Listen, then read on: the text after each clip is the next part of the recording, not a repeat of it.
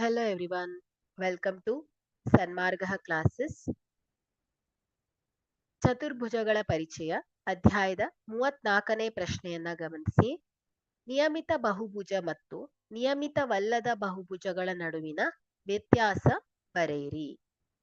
So ಇಲ್ಲಿ ನಿಯಮಿತ ಬಹುಭುಜಾಕೃತಿಯಲ್ಲಿ ಎಲ್ಲಾ ಕೋನಗಳು ಹಾಗೂ ಬಾಹುಗಳು ಸಮವಾಗಿರುತ್ತೆ. ಉದಾಹರಣೆಗೆ ಸಮಬಾಹು ತ್ರಿಭುಜ. ಸೊ ಇಲ್ಲಿ ಎಲ್ಲಾ ಕೋನಗಳ ಅಳತೆ 60 ಡಿಗ್ರಿ ಆಗಿರುತ್ತೆ, ಎಲ್ಲಾ ಬಾಹುಗಳು ಸಮನಾಗಿರುತ್ತೆ. ಸೊ ಅದೇ ರೀತಿ ಚೌಕ, ಉದಾಹರಣೆಗೆ 4 ಬಾಹುಗಳನ್ನ ಒಳಗೊಂಡಿರತ್ತೆ, ಎಲ್ಲಾ ಬಾಹುಗಳ ಅಳತೆ ಸಮನಾಗಿರುತ್ತೆ, ಎಲ್ಲಾ ಕೋನಗಳು ಸಮನಾಗಿರುತ್ತೆ. ಸೊ ಇವುಗಳು ನಿಯಮಿತ ಬಹುಭುಜಾಕೃತಿಗೆ ಉದಾಹರಣೆ.